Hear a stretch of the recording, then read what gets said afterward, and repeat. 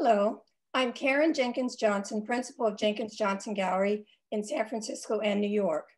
Thank you for joining us. My team and I hope that you're healthy, safe, well, and vaccinated. We welcome you to our 23rd Conversations on Culture, a discussion with artists, curators, and collectors on current art world topics.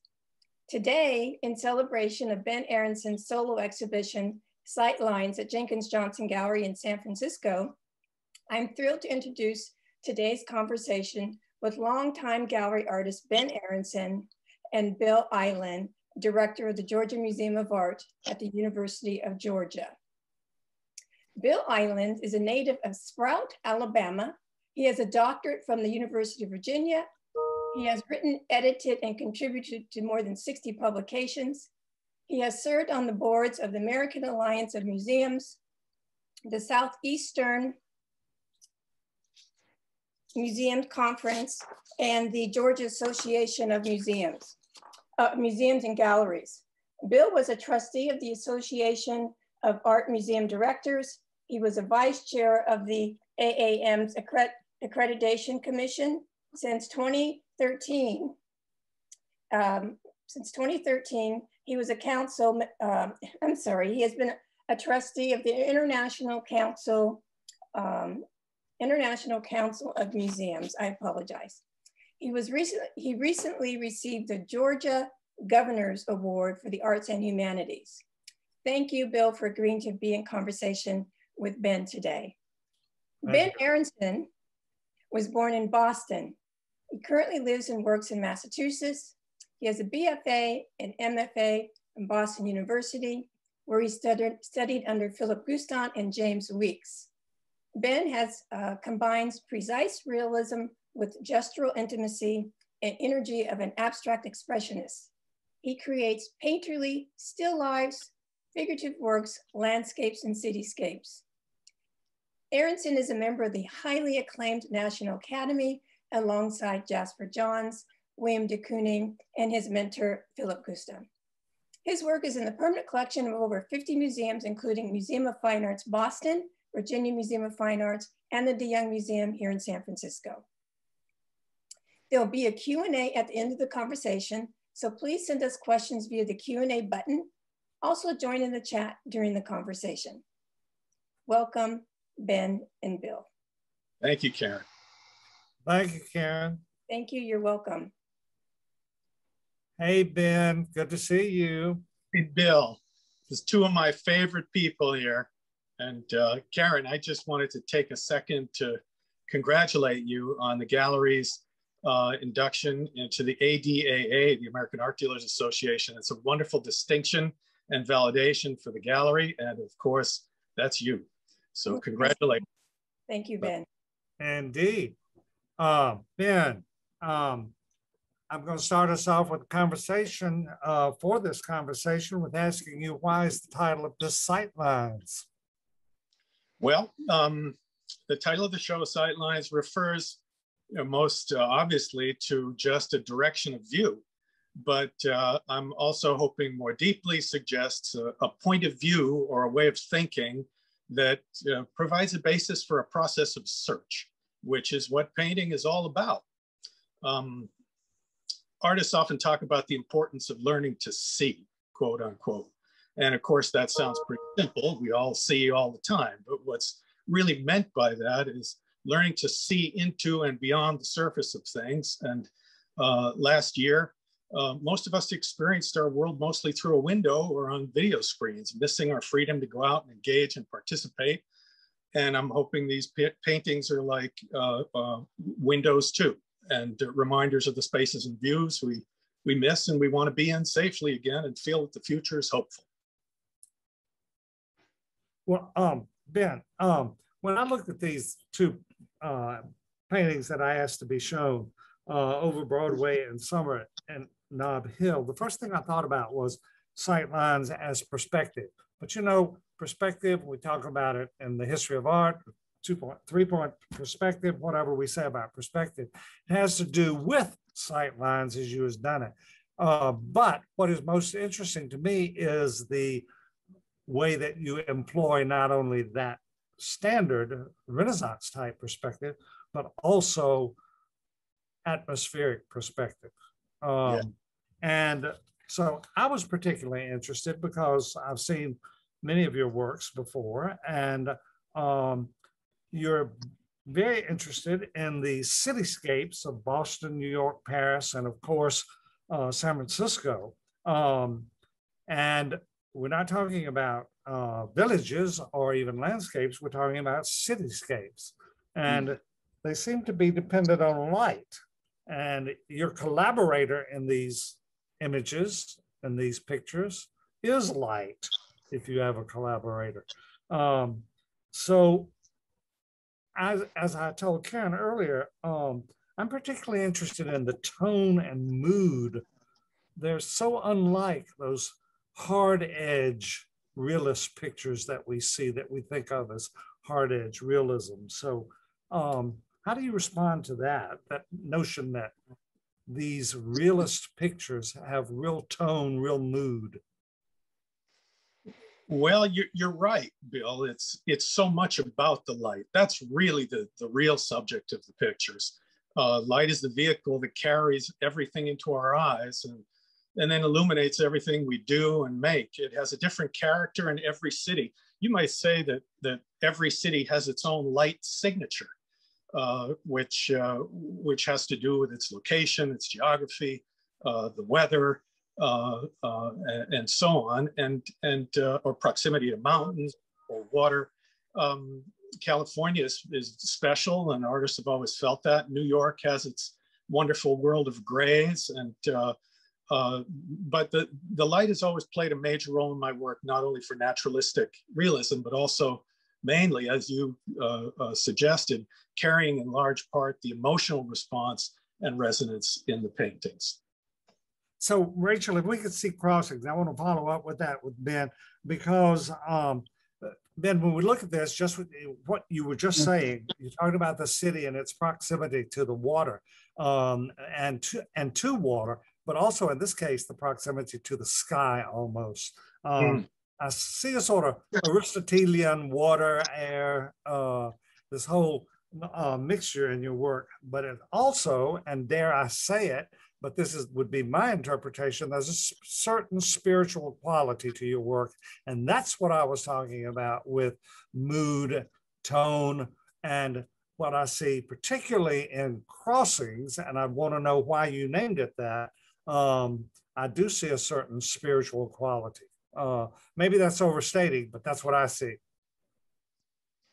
You know, one of my first favorite painters was Vermeer, and the Dutch school, really. And of course, Vermeer was a magician with light, really spectacular paintings that grabbed me, and probably was one of the major influences in directing on me in that area of interest. With this painting, and it's always been a focus of mine, with this painting, the distance that we're looking at is probably 70 or 80 miles. And I observed this scene from the tower of the Fairmont Hotel. And I'd been looking at Rothko, an artist that I really hadn't looked at a lot before. I hadn't related to my work closely. And there was something about what they referred to in his work as colored light, with these large masses of sort of atmospheric, fuzzy color, the saturated color. And I chose the scale for this because I wanted it to be sort of counterintuitively, I wanted it to be a more intimate painting. You know, normally you would think that a small painting would be an intimate painting, a large painting would be an epic painting, but large paintings really can be intimate because when you step up to them, they envelop you in their space. You become part of them. You're in the space of the painting and participating in a very different way than a tiny work. I think that this view is out over North Beach and across San Francisco Bay and towards the town of Richmond, and then towards the mountains beyond. And there is something about being able to see those distant atmospheric horizons that was a solace to really not sort of not knowing what was coming in the future all last winter. I'm sure that was a part of maybe perhaps not fully conscious, but that was a part of my intention in the painting, to kind of find a sort of clarity, and cross that boundary beyond what had limited our vision last year, being able to see the future. It suggested that, and crossing past those boundaries. Of course, the boats that are in the bay sort of suggest on a surface level crossing a body of water. But this is something that became a metaphor for what I think I was experiencing along with all of us last year. So it's a metaphor within the painting, but also for your process then. That's what you're saying, right? Yeah, they converged. Right. Another one, another metaphor I find in your work is in the next two paintings that I'd like Rachel to show, and that is the sun in Leavenworth, or the sun on the bay, and the way you use sunlight, diffused sunlight that sort of marks the city, that defines the city. But the use of sunlight and shadow is markedly powerful in these two paintings, I find. Was that your intent, or are you studying something? What are you doing? Yeah, absolutely. You know, I had a show in Los Angeles a long time ago, and I was flying out there from Boston, and I was lucky enough to be seated next to a physicist. And during the flight, we talked about the subject that both of us had in common, which was the study of light. And I asked him, I said, you know, I've always wondered, I said, for generations, artists have always talked about the light in California. And this is true everywhere in California. I said, is there a scientific basis for that spectacular light that everybody notices out there, particularly artists? And he said, of course there is. I said, well, what? And he said, well, here you have a desert on the eastern shore of an ocean. I'd never heard LA described that way before.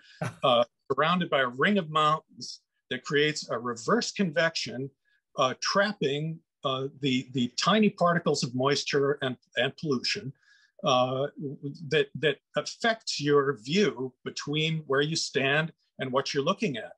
And these billions of micro droplets of moisture, also being next to an ocean, each act as a tiny prism, and they scatter the light into the shadows. And this doesn't happen in New York.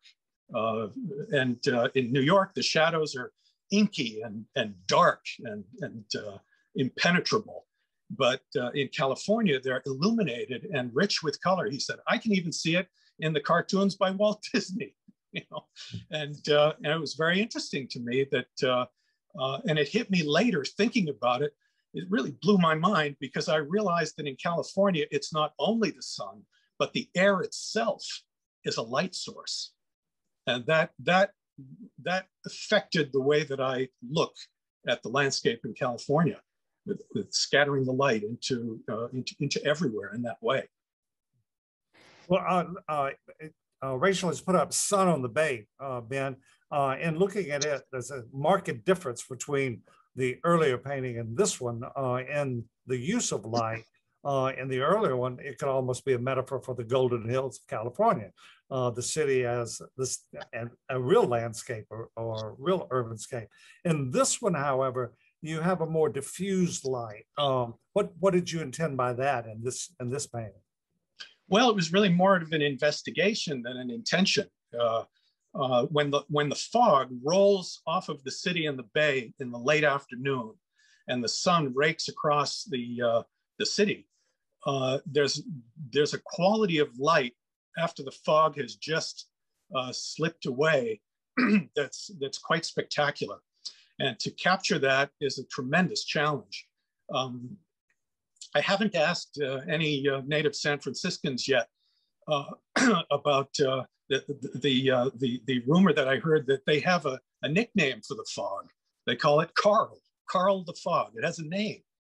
And the silly thing is that Carl is who they want to see, as opposed to sunshine.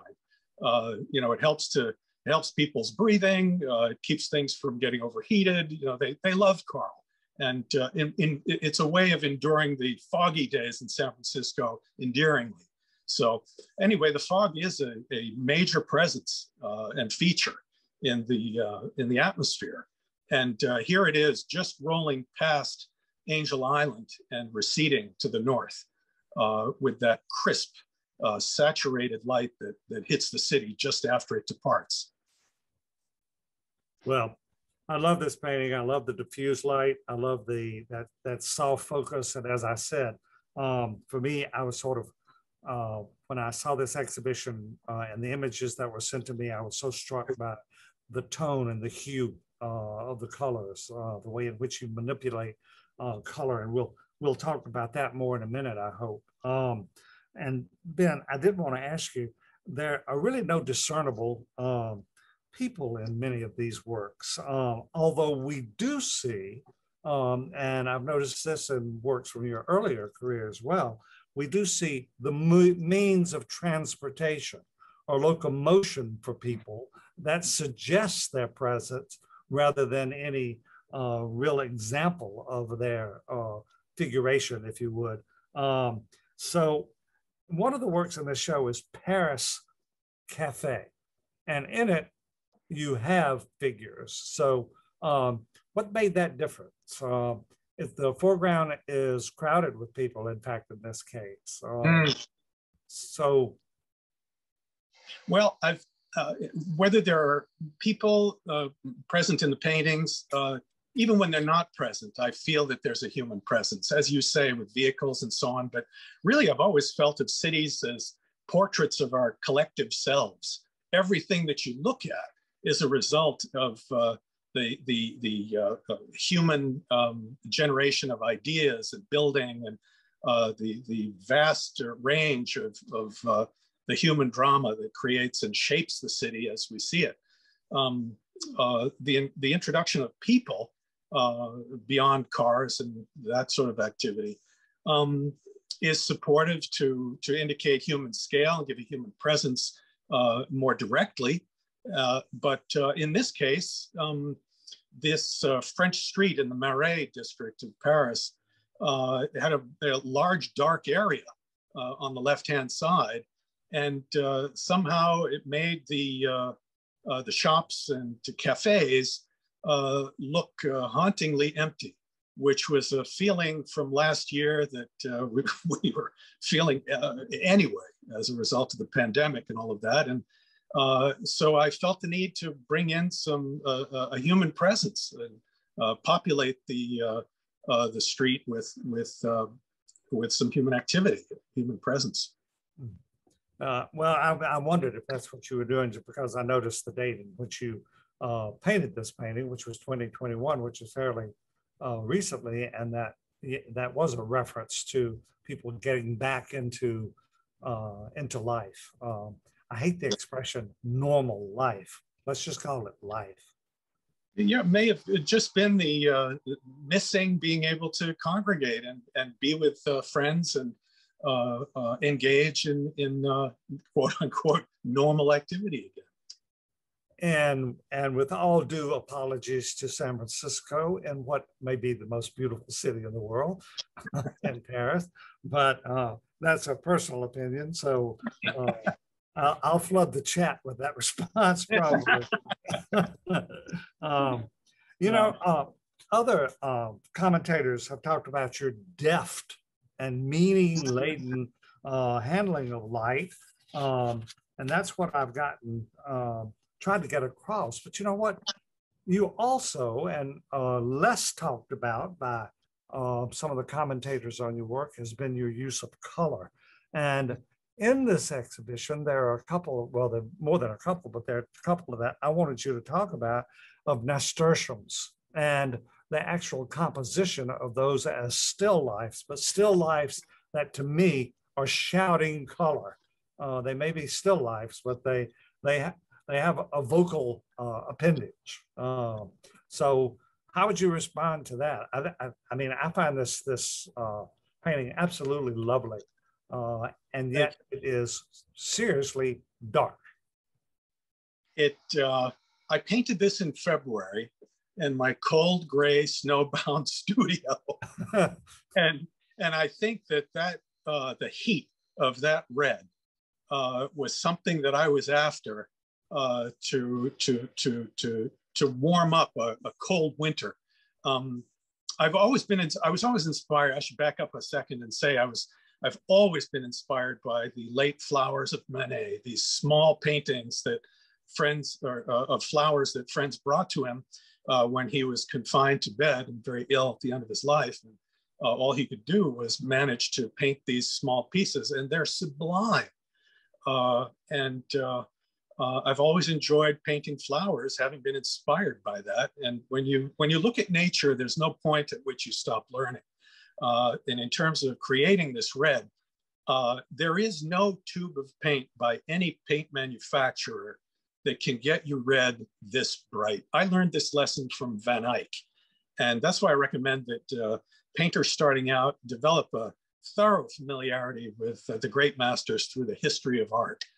Right back from when we started drawing on the inside of cave walls. It's an inexhaustible resource of inspiration and learning.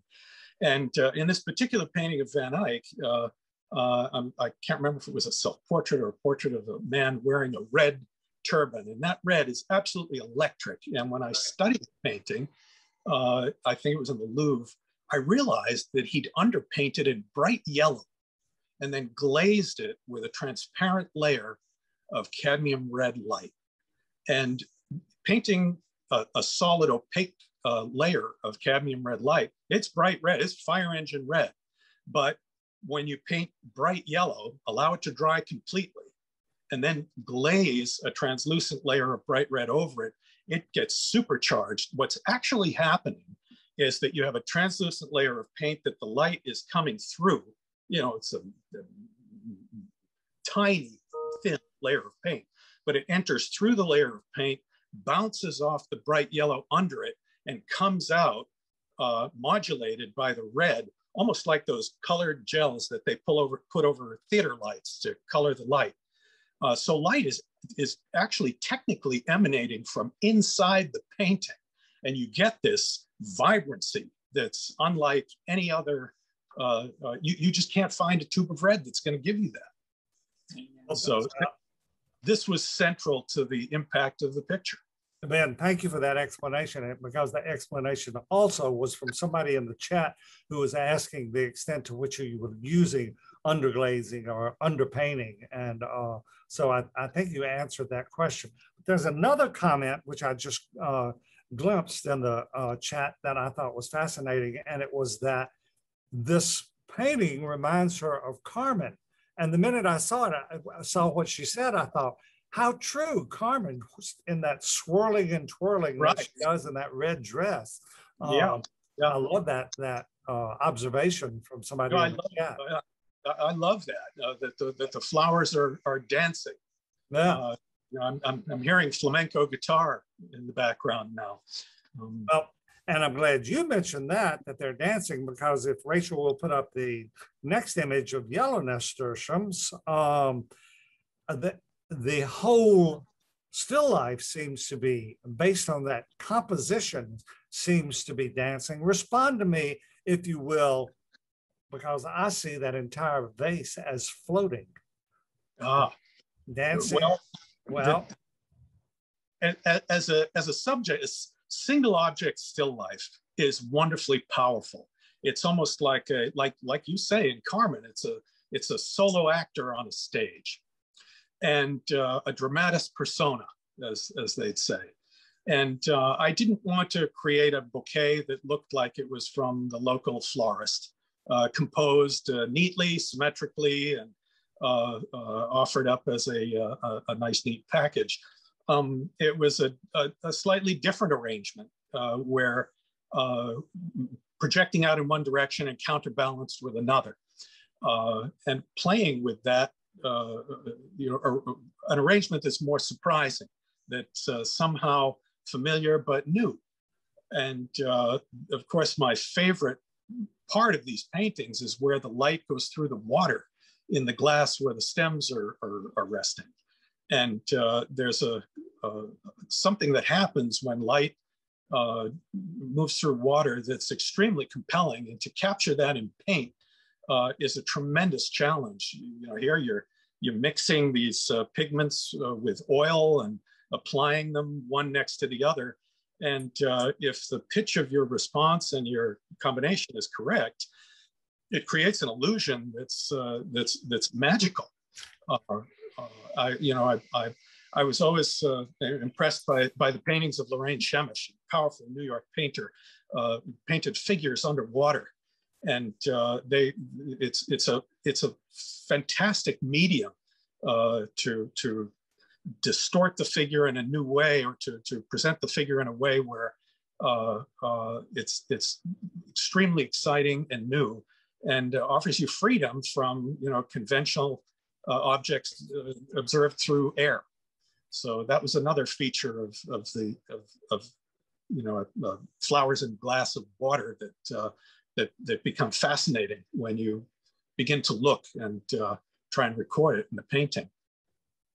Well, you answered another question that I had, so you answered it in anticipation of what I was going to ask, and that was about the particular composition of this painting, which is almost a horizontal still life rather than a vertical. What you have is a horizontal image, which to me seems not only unusual, but particularly satisfying in this case when I observed myself, I can't speak for anybody else, that indeed that vase does seem to be, that glass does seem to be floating on that surround, if you will. It's a different kind of surround than you had with the darker image of the red nasturtiums. Yeah. I think defying the laws of gravity and levitation, these are all freedoms that you can take in a painting, as opposed to a photographer that has to work with what's there.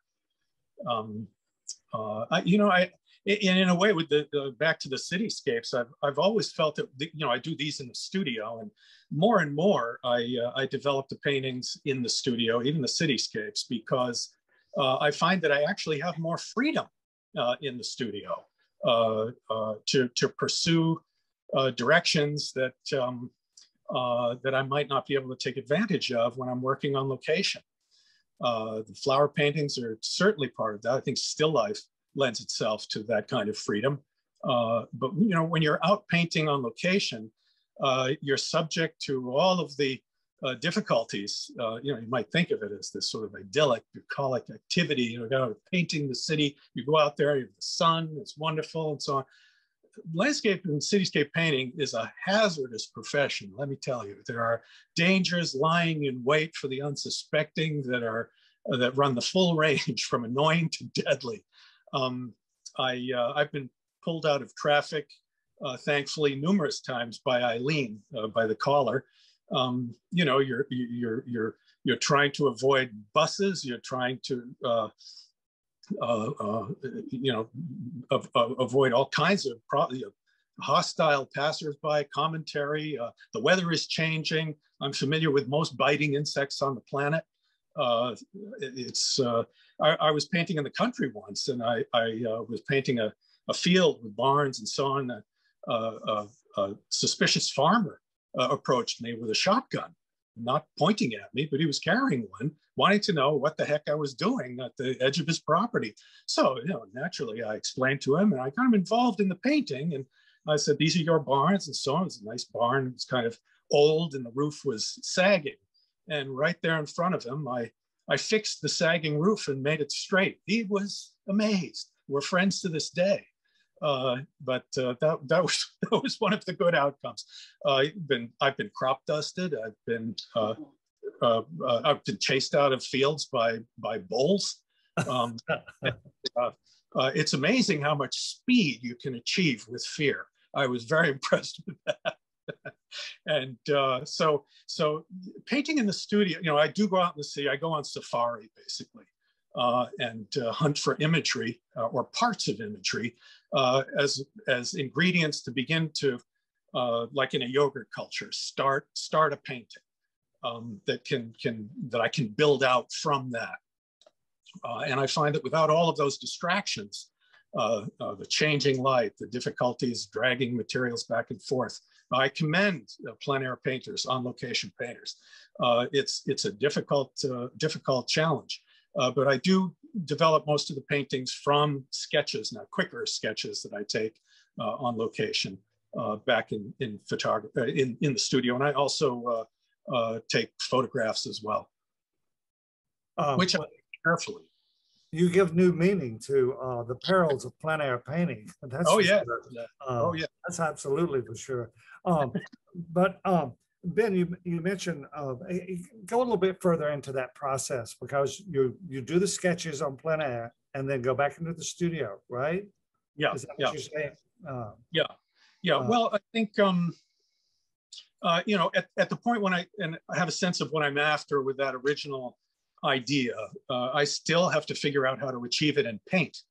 And that's something that can really only be arrived at through the act of making the painting. So once I pick up the brushes, my involvement with the image kind of develops naturally into a kind of silent dialogue between me and the painting. And as I begin to add brushstrokes to the painting, then as in chess, for example, I step back and observe how that move has changed the conditions of the interrelationships of everything that's present so far, and then decide my next move, and so on and so forth. So it's a dialogue of reaction and response back and forth as I work with the aim of discovering what steps will move the painting forward toward a unified whole. And if successful, I eventually arrive at a distilled version of that original inspiration. Ben, I feel like I'm hogging this because you've got questions in the chat as well as in the Q&A. So I'm going to sort of weave in a couple of questions because they would be questions that I would ask as well. I didn't choose Night Swimmer, but an attendee has said that your work Night Swimmer is in a fairly different style from the rest of the works included in this exhibition. It has a different feel, certainly something that I thought as well. And the only other one in which there is figuration, by the way, would you be able to talk a bit about your approach to the work, and does it tell a story, and what is that narrative? It was mostly a piece that articulated a feeling based on last year of, back to what you were saying about the cafe in Paris, at the end, when I began to accumulate this body of work, I noticed that there were very few figures, and usually there are more figures in shows that I've completed. But in this case, there weren't as many. I felt that this was a painting that was developing already from the previous summer, and the light involved and the sort of suggestion and darkness. It's moonlight on a beach, and it began to symbolize for me the kind of vulnerability and isolation that last year, the feeling of last year left with everybody. And swimming at night, if anybody has done that, you always have this feeling that something unseen underneath you, especially in the ocean, is perhaps lurking there. It has to do with fear, but unseen fear. But at the same time, the moonlight, the figure, the self-assurance of the gesture indicated to me a kind of self-reliance and sense of self that would prevail. Thank you, Ben, for that, because certainly when I go swimming at night, I'm afraid of sharks, particularly afraid of sharks, in fact. That's but also a good idea to be afraid of sharks. It could be the tiniest tadpole and I'd be afraid of it, however. So Ben, I've noticed when I was trying to do a little homework here that one of your commentators noted that you share with artists like Wayne Thiebaud and Richard Diebenkorn a sort of synthesis between abstraction and representation. I want to hear your response to that. Well, they're the two ends of the stick. It's a duality that I find the most challenging to get involved with in a painting. And frankly, the best realistic paintings out of history are brilliant abstractions. You know, talk about a realist like Vermeer. Turn one of his paintings upside down, and in terms of geometric composition and how the eye is led visually through the shapes on linear paths, they're sublime abstractions. It's almost, I heard one person describe them like a Bach fugue, totally working independently of the recognizable image. When I was in graduate school, James Weeks came to Boston University and introduced me to the Bay Area figurative painters. And it was a formative revelation in my development as a painter, seeing these paintings that were dealing with three-dimensional space, yet if you looked at them, they functioned as non-objective abstractions in the most exciting and powerful way. It was my lead. I came to New York action painting via California from Boston because the abstract expressionists, de Kooning and Klein, were working entirely independently of the recognizable image. That had been dispensed from their work completely. So it was just the emotion of the brushwork that was carrying the energy of the picture and in these brilliant compositions. It made a profound impression on me, and I began investigating abstraction and realism together in the same image, and found out that it immediately strengthened my work, and the more that and deepened my appreciation of these Bay Area figurative painters. So I'd be painting like I do now, these sunny California paintings in my great New England studio with snow outside, just enjoying the duality, and they're almost like the two sticks that you rub together to make a spark, abstraction and realism. But again, I'll say that every great realistic painter and master out of history was a wonderful abstract organizer. And you can appreciate in the works of Rembrandt, for example, particularly late Rembrandt, they're wonderful abstractions. And like the old saying goes, the medium is the message, the brushwork. Although I'm not an abstract painter, I still am a figurative painter. It carries the message, it carries the energy. When I paint pictures of New York, I find that the fast, violent energy of the brushwork, particularly in large works, it's less evident when you look at a work shrunken down like this. It carries the pulse that you feel when you're on the streets of New York City, fast-paced urban life. And its own version of that works for every city. I find that it animates the images, and I'm able to use the cityscape as a scaffolding for abstract design, abstract structure in the painting. When I'm out working plein air, they're really more just notes that I'm taking supportive to that idea that I feel I can get involved with more in the studio when nature isn't dictating so strongly to me. So yes, it's abstraction and realism fused, I think, is an unbeatable 1-2 punch. And I think every great painter has taken advantage of that, but the Bay Area figurative painters really energized that to a point where they are the masters we love to love now. Your response reminds me, my life partner was a 14th century specialist, and he believed that the most powerful parts of Giotto Scrivani Chapel were those parts that were the most abstract, such as the famous image of the woman with the black veil. Yeah. And Someone else noticed in the chat as well, she agreed with you, she or he agreed with you about the Rothko, when you mentioned Rothko again. So not only are we talking about abstraction, but we also are talking a little bit about non-representation as well. Yeah, here I love all these abstract painters, and I paint realistic images.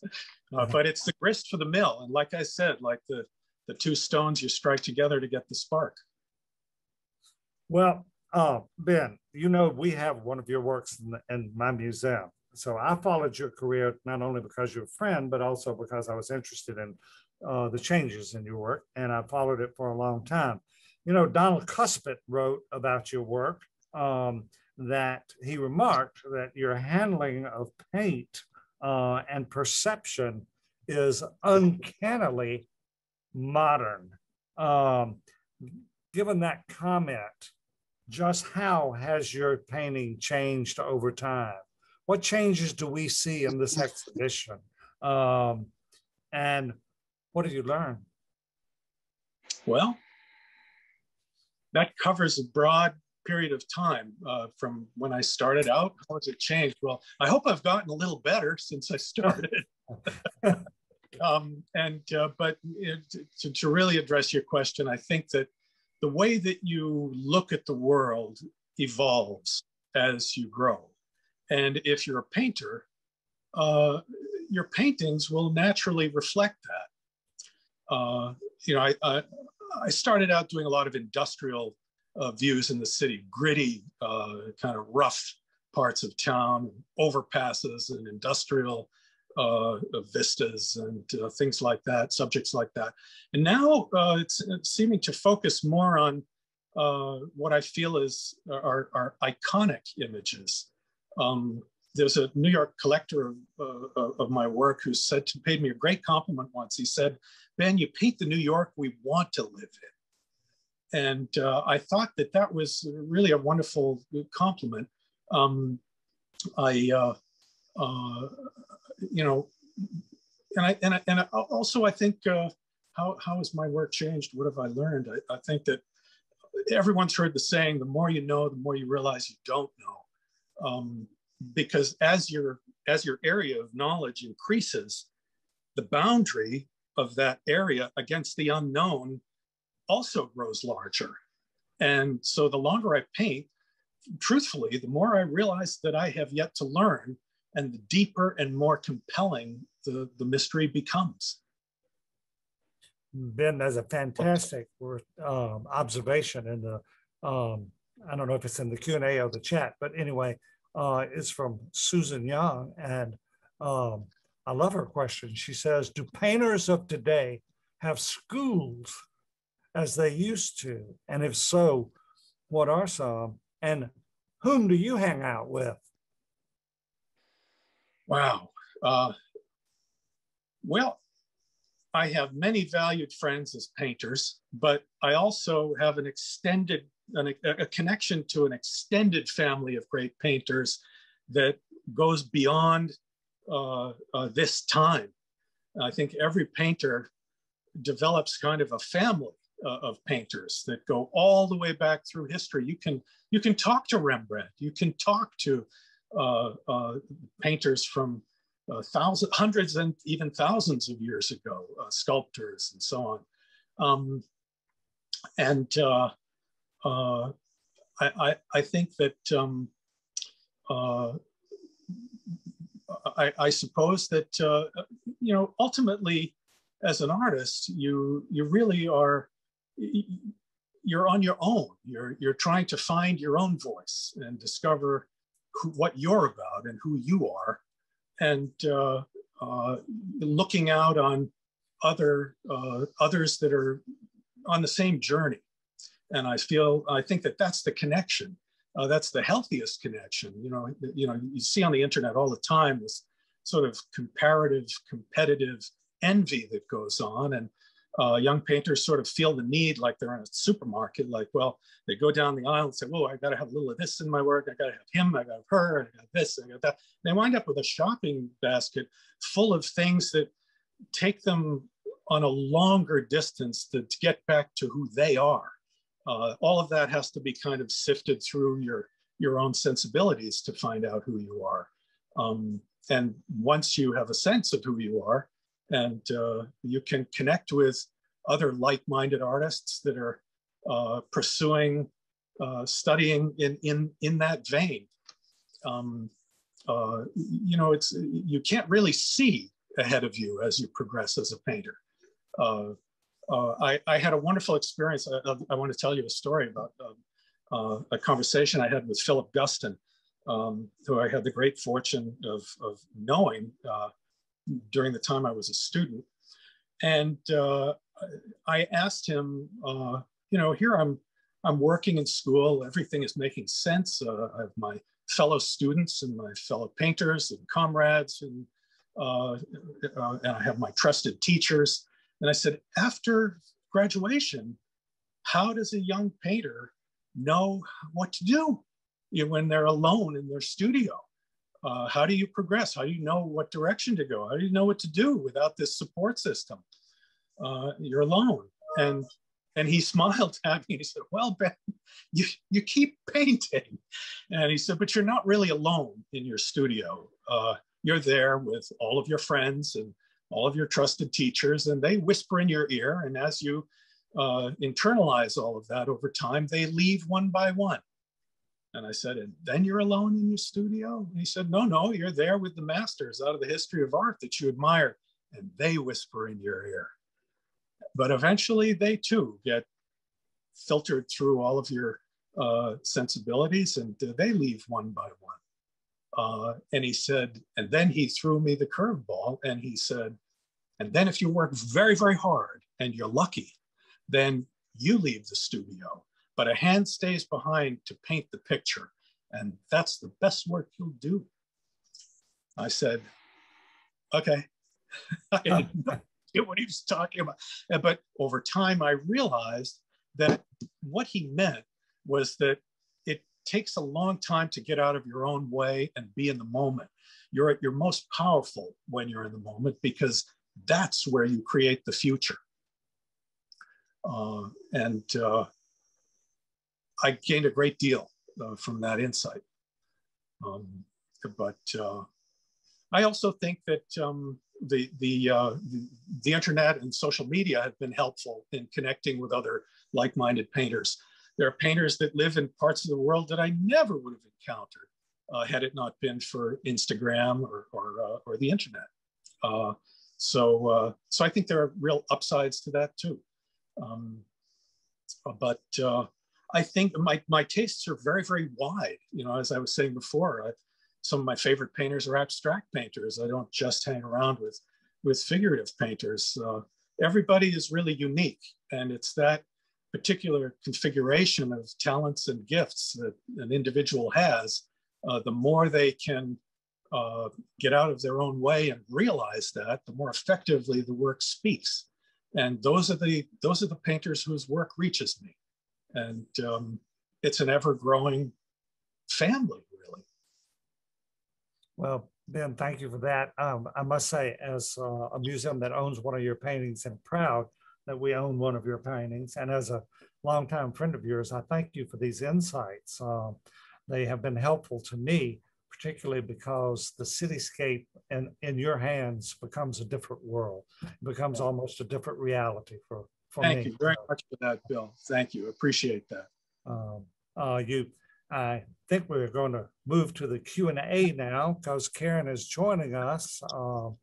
Karen, we can't see you, but hey, there you are. Thank you for joining us, and wondered if you wanted to ask Ben anything.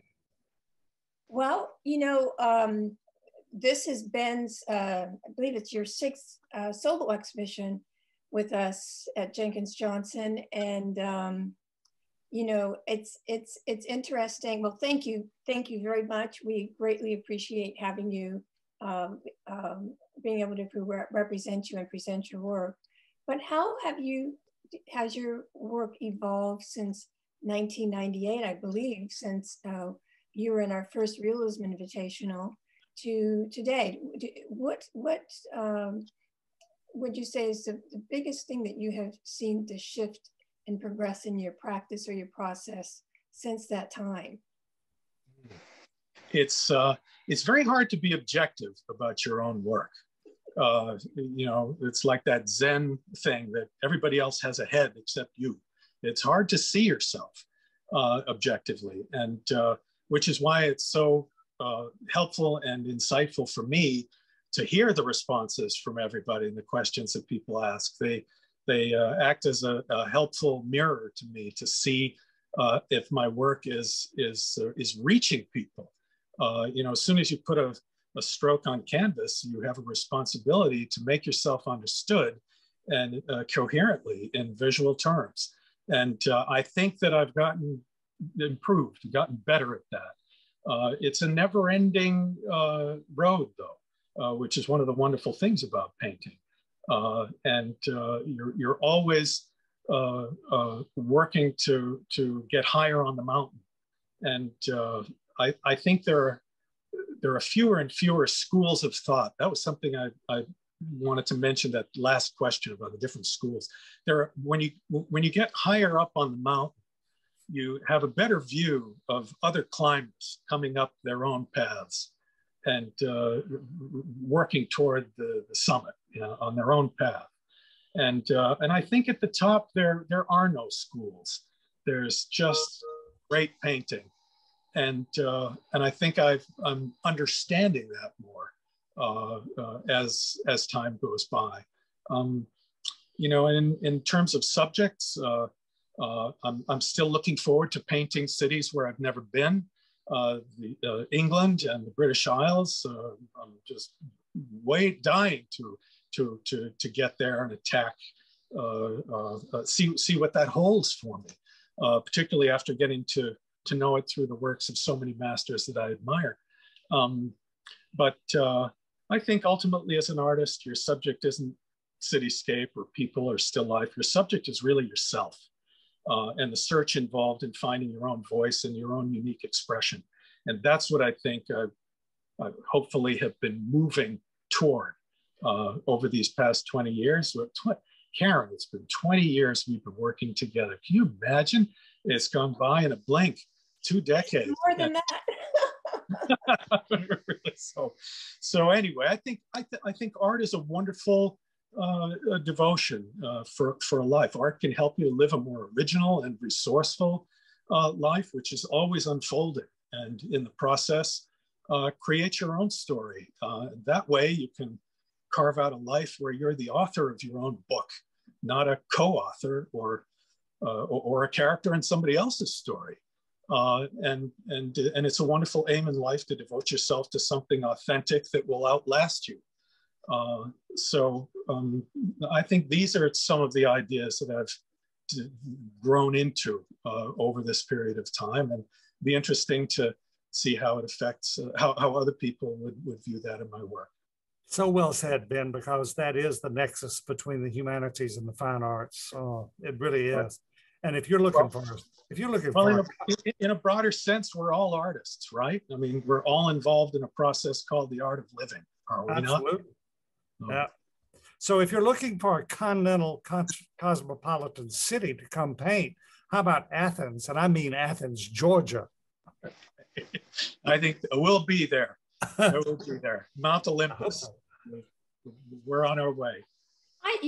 One of the things about the show that I really love, and you've talked about it, is your still lifes. We've asked and asked for years to get still lifes, and these are when we first started showing your work, painters would come in and just marvel at your brushstroke with these still life paintings. Thank you. They are so abstract in form that this is just the genius in you. These are timeless. I call them abstract paintings. I really think the secret is getting yourself out of the way. I think getting out of your way and learning to be in the moment as you address the challenge of working from nature with with a single object still life. By getting out of the way, you can allow all of this to come through. If you stage manage or over control too much, you squeeze the life out of what it is that you're doing. You have to let go and let it come through you. How do you do that, Ben? How do you are you listening to music? What are you doing? I do listen to music. I listen to jazz, and I think that helps to, because the process of jazz and extemporaneous improvisation and all of that, it carries through in the music, and it parallels the process of painting where you are in the moment, and you want to stay in the moment. You don't want to be distracted by other thoughts, or the dog needing to go out, or the telephone ringing, or checking your email or whatever. Letting the world disappear. And creating a painting where that evokes the same response from the viewer. I mean, we all know when we read a wonderful book, the world disappears. The book and the print in front of us disappears, and we become part of that world that writer is trying to create, who can use one word in place of 20 to evoke their meaning. The way a painter would use one stroke instead of 20 to create that masterful sense of distilling something to its potent, poetic kind of state for the maximum impact. But yeah, I love listening to jazz when I'm painting. I'm going to go a little further. What jazz you listen to? Oh gosh, how long have you got? Give us some of your favorites. I love progressive jazz. Love old jazz. Love Art Blakey all the way to Herbie Hancock. We just lost Chick Corea. I love Joe Henderson's horn playing. I love Pat Metheny, his brilliant almost redefining of the guitar genre.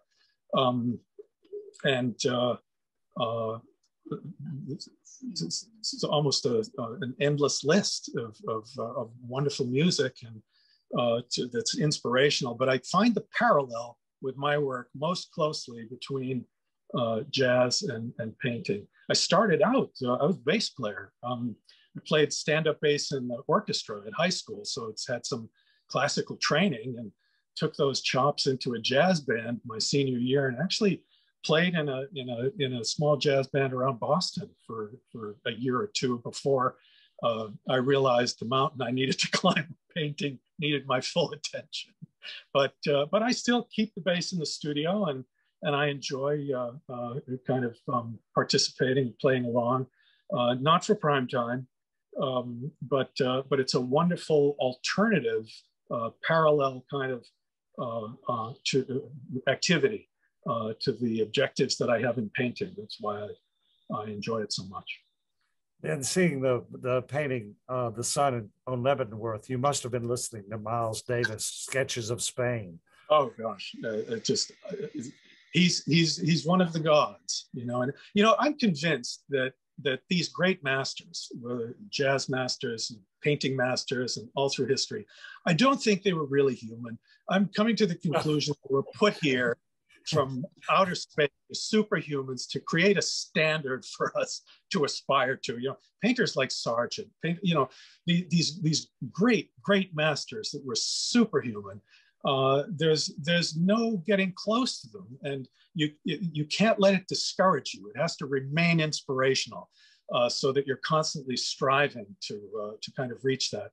And and the stories about the reality of some of these great masters is encouraging. The day when Monet threw 20 of his canvases in the river because he was so frustrated with the weather changing, he couldn't capture things, or Sargent tearing off the sheet of paper he was drawing and crumpling it up, saying, "I just can't draw today." These were documented through his portrait subjects who witnessed this. And it's nice to know they were human, actually, but they set a standard which is wonderfully inspirational, and I value that very much. Well, Bill, do you have any more questions you wanted to ask here? Or is there anything that we wanted to cover here before we close out this wonderful conversation? Oh, I have books of questions that I could ask, but it's already, you know, we're on Eastern Standard Time, so maybe I better stop so that Ben can get some sleep tonight. And Ben, is there anything you would like to say before we close out? Oh, I just wanted to thank you both for this opportunity to have this chat. Two of my favorite people. What could be more fun? Thank you so much. Well, you're welcome. I also want to thank your partner, Eileen, who is your right hand, and thank her very much. I know we couldn't put this show together without her. And I also just want to give reverence to your parents who live within you and come out when you let yourself, like you say, just let things go. That history of your generational background comes through. So give reference to David and your mother. Thank you so much. You're welcome. Thank you. You all have a good day, and thank you for joining Conversations on Culture. Thank you. Bye. Thank you.